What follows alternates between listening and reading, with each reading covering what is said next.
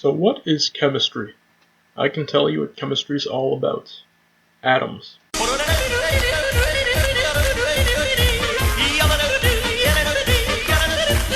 But what are atoms? Who discovered them?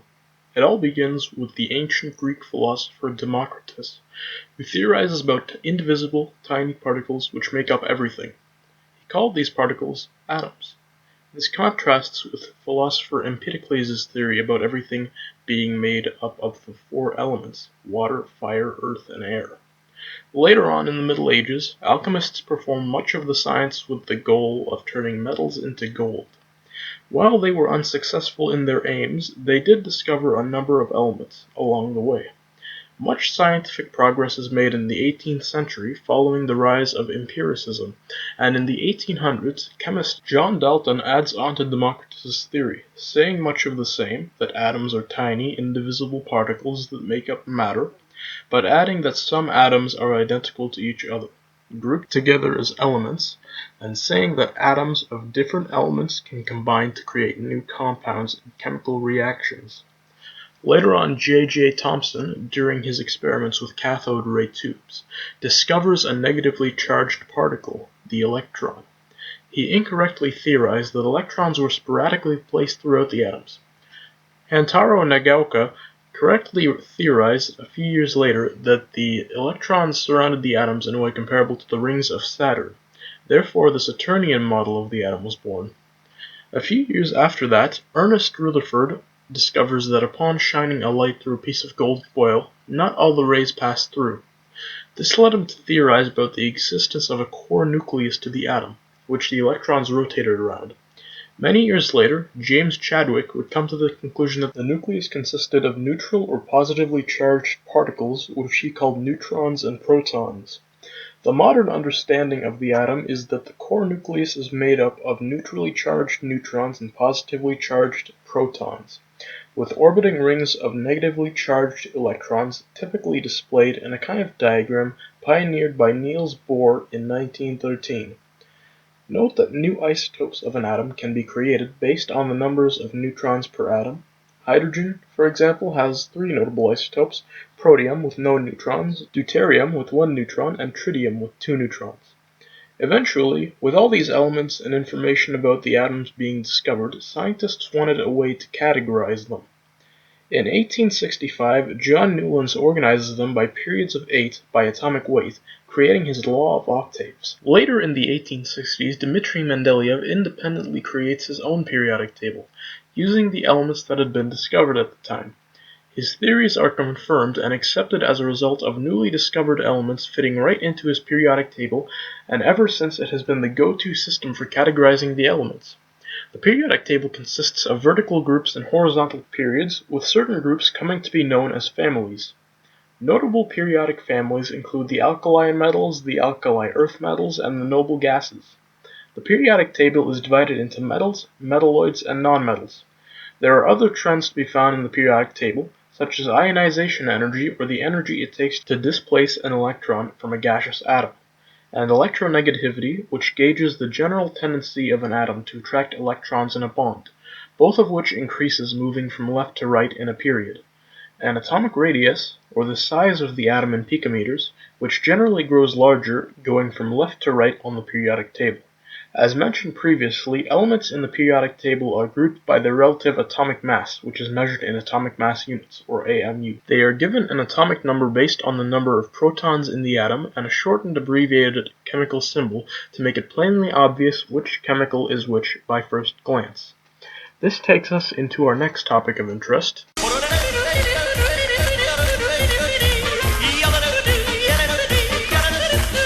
What is a chemical bond? While differing atoms have differing numbers of electrons, most notable is the number of electrons in the outer valence shell. Elements like to swap their valence electrons between themselves, creating entirely new compounds through chemical reactions.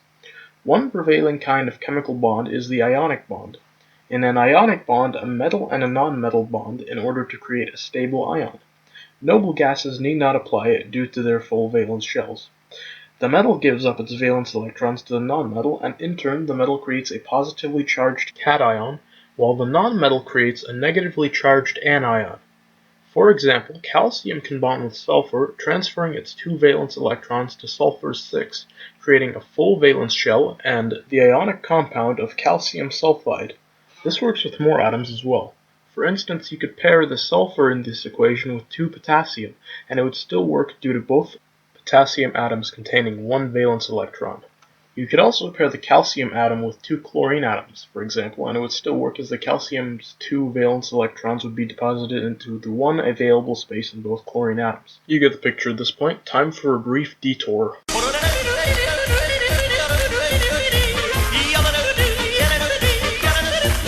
What's an oxidation number? It's the charge an atom would have assuming it were a particularly electronegative ion. Alone, all elements have an oxidation number of 0. In a pairing, however, all elements have different oxidation numbers, with some elements having 2 or more. For example, in a pairing of calcium sulfide, the oxidation number of the calcium is +2, while the oxidation number of the sulfur is -2, which adds up. Time to get back on track.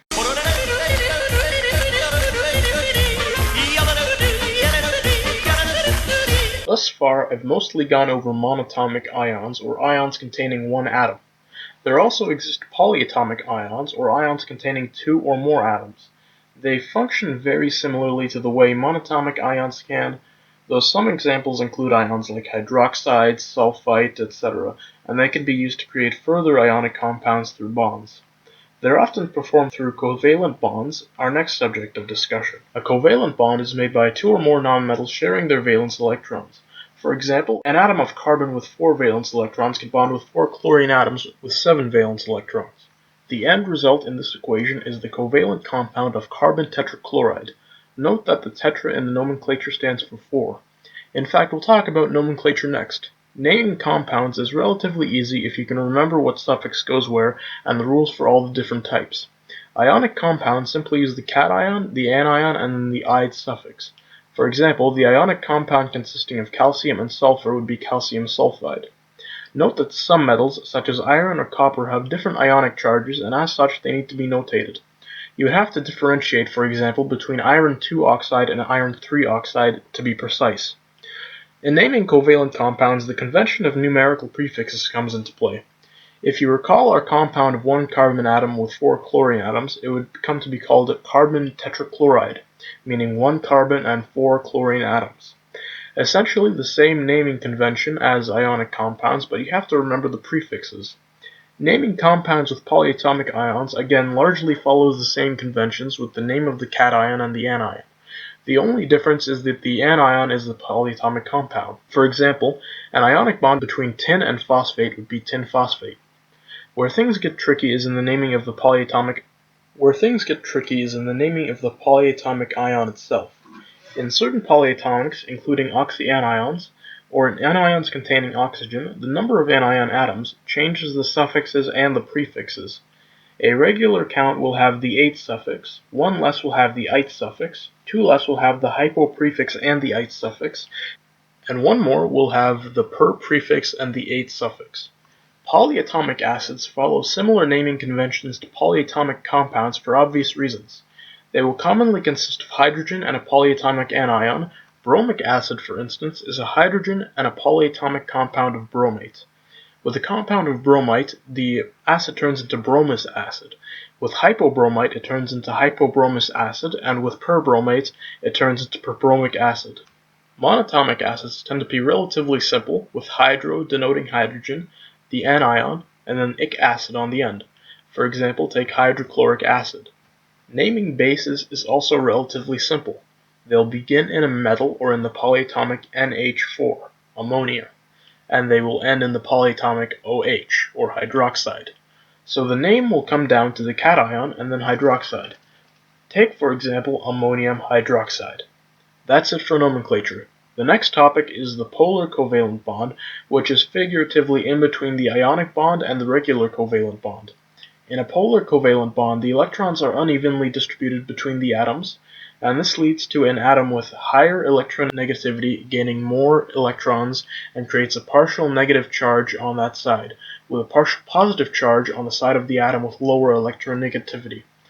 That's why it's called a polar bond. Now finally, to wrap up chemical bonds, I'll go over intramolecular forces. Intramolecular forces are the forces of attraction between molecules, and they can range in strength. The weakest and most common force is the London dispersion force, which is the attraction between dipolar electrons to the nucleus of a neighboring atom. It is by far the most commonplace of the intermolecular forces. The next intermolecular force is the dipole-dipole force. It is the second strongest and only takes place between polar molecules. In a dipole-dipole force, the partial positive end of one molecule attracts the partial negative end of another molecule. The last and the strongest intermolecular force is that of hydrogen bonding.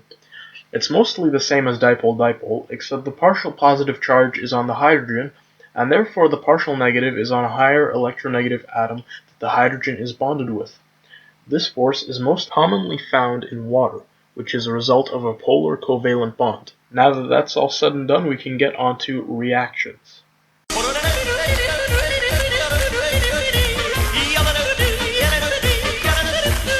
Reactions are classified as physical or chemical based on whether physical or chemical change happens.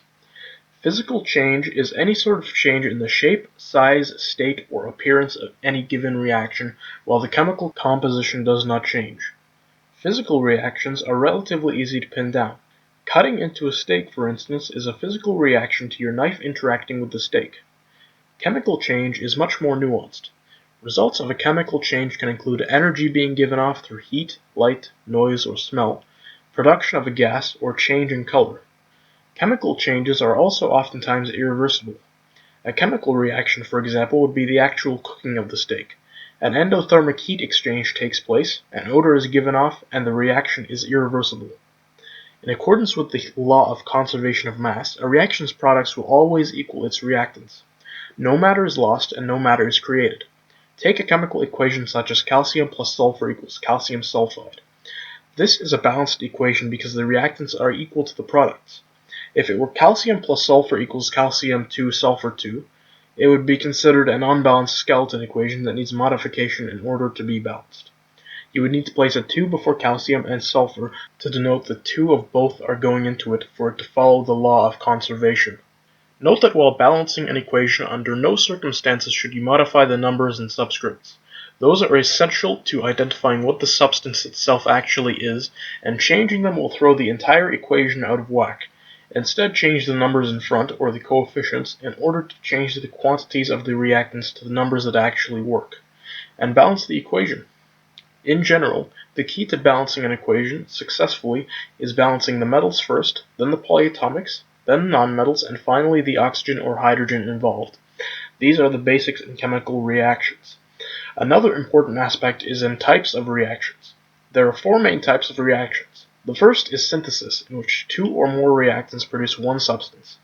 For example, H2 plus O equals H2O. The second type of reaction is decomposition, in which one reactant decomposes into 2 or more products. For example, H2O equals H2 plus O. The third type of reaction is single displacement, in which a single element takes the place of another in the product, displacing one of the elements. For example, Fe plus H2O equals H2 plus FeO. Note that for a metal to displace another metal, it has to be higher on the activity series. The final type of reaction is double displacement, which is like single displacement but with 2 groups of polyatomic compounds displacing each other.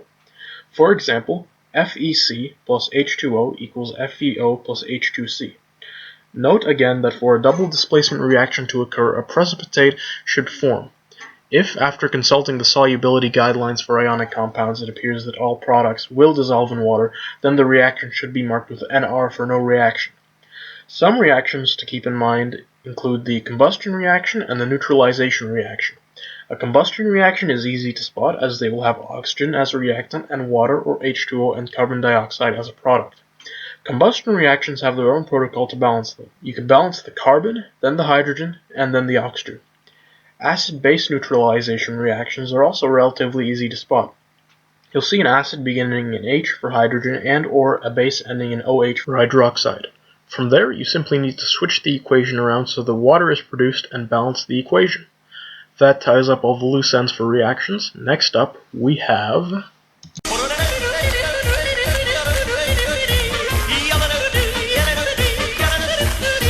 quantity in chemistry is a measurement.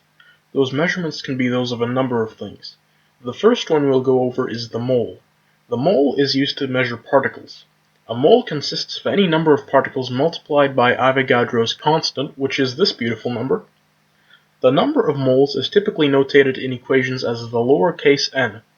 The number of particles can be found from the number of moles by multiplying an n by Avogadro's constant.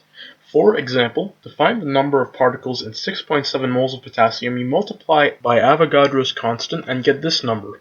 There's your number of particles. The next quantity we'll talk about is molar mass. Molar mass is the same as the atomic weight of any given atom, but it's measured in grams. For example, the molar mass of 1 mole of copper is the same as its atomic weight, 63.55, but instead of atomic weight units, it's in grams. So the molar mass of copper comes out to be 63.55 grams per mole. In an equation, molar mass is denoted using the uppercase M. Note that it is possible to determine n, or the number of moles, using both the given mass, represented by the lowercase m, and the molar mass. The equation for this goes lowercase n equals n times uppercase n, or mass equals the number of moles times molar mass. This equation is part of what we call the mole triangle, or the system by which, using given variables, you can find the number of moles, particles, or the mass. In either case, moles will be found as part of the first step. From there, depending on the information given in the problem, you can use the newly found number of moles to find the missing variable, whether it be particles or mass. Another quantity is percentage composition, essentially finding the makeup of any given compound. It's as easy as using your periodic table to look up the atomic weights of the elements in the compound, converting them to molar mass, and then putting them into this equation: mass divided by total mass times 100. This gives you that element's percentage composition, and if done correctly, all of the end results should add up to 100. Now, by extension, given only a compound's percentage composition, you can find its empirical formula, or the simplest chemical formula that it could possibly be. You would start off with a statement saying consider a 100-gram sample so that you can convert percentage into mass. You then solve for each of the elements in the compound, converting mass into number of moles, and using the resulting numbers to find a ratio between the elements that you can then use to find the empirical formula. This plays right into finding the molecular formula of a compound, for which you need its empirical formula. You should also have the molar mass of the compound. Upon finding the empirical number of the compound, you find its molar mass using the weight of its components. You then divide the given molar mass by that of the empirical formula, and use the resulting number as a multiplier on the empirical formula, finally giving you the molecular formula. The next subject we'll cover is stoichiometry, which focuses more on the quantities of the products. First, you should understand mole ratios. We worked with something sort of similar in percent composition and in finding empirical formulas. Essentially, a reaction's parts can be put into a ratio. For example, in the equation 2O plus H2 equals 2OH, the ratio goes 2 for 2O, 1 for H2, and 2 for 2OH. So, as far as the first step in stoichiometry, you want to take your balanced equation and find its mole ratio. From there, you list all your variables that you're given in the problem, and you also want to find all the elements and compounds and molar masses. From there, you convert your given mass to your number of moles, and then use the original mole ratios in an equation to find the number of moles of product you will be getting. Your final step, if the question calls for it, should be converting your number of moles into grams using the mole triangle. Stoichiometry 2 plays a role in the upcoming subject, the limiting reactant. The limiting reactant in an equation is the reactant that is used up entirely, thus limiting the reaction to the quantity of the reactant. The first step, as always, is to make sure the equation is balanced. From there, you add in your mole ratios. From there, you substitute your given variables to find the number of moles for all of the reactants in the equation. You then separately divide the actual number of moles from each reactant by the number of moles of its ratio. Compare the resulting numbers from all reactants. The lesser number tells you which reactant is limiting. Our next topic concerns yields. In a reaction, the theoretical quantity of the product is called the theoretical yield. Once the reaction is completed, we can measure the actual yield that we get. We are interested in solving for the percent yield. This is very simple. You divide the actual yield by the theoretical yield and multiply it by 100. and get the percent yield. A nice easy end to quantities. Coming up, it's...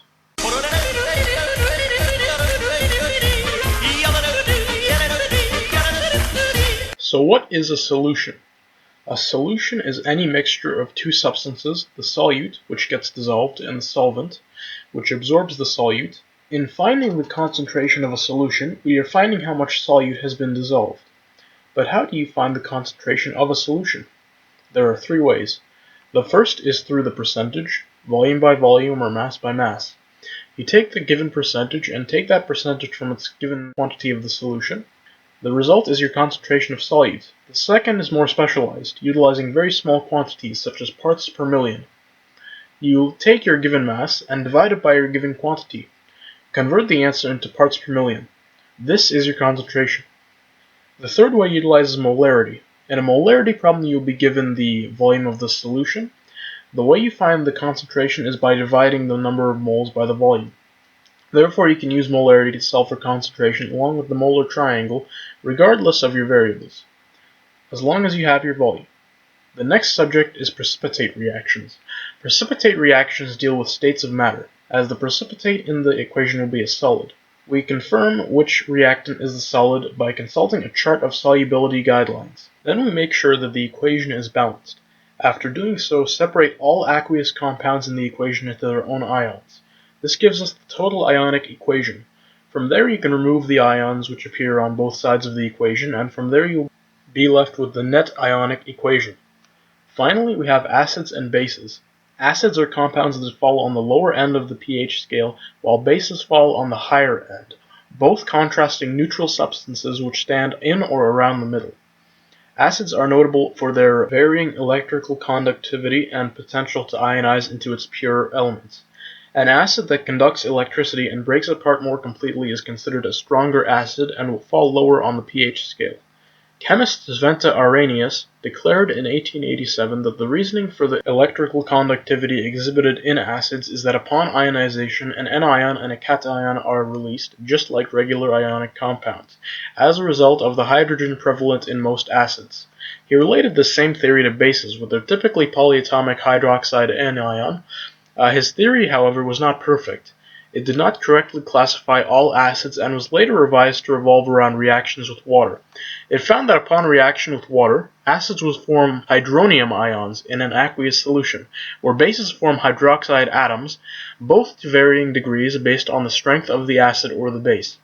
However, Arrhenius' revised theory was still imperfect. In 1923, scientists Bronsted and Lowry theorized about the role of an acid or base in a reaction. They redefined acids and bases after discovering that acids will give a proton to another reactant, while a base will take a proton from another reactant. This theory itself was also limited in that some substances would act as an acid or a base depending on the situation. And so these special exceptions would come to be known as amphiprotic. And that concludes solutions. Time for the home stretch.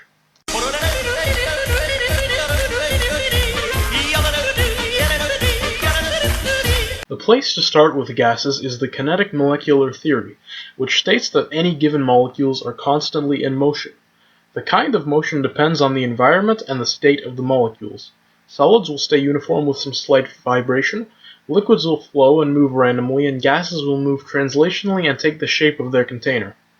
This is as a result of intermolecular forces which impact each state differently. Of note is the impact on gases, or the large lack thereof.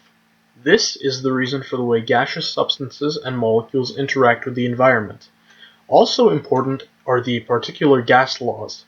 Boyd's law, for example, says that as pressure of a gas increases, the gas's volume decreases inversely. Therefore, Boyd's law can be calculated using this equation, basically saying that the new volume is the old pressure times the old volume divided by the new pressure. Simple enough. Charles's law is similar. It states that the temperature and volume are linked, and that as temperature increases, volume increases. It can be found using the equation volume 1 divided by temperature 1 equals volume 2 divided by temperature 2.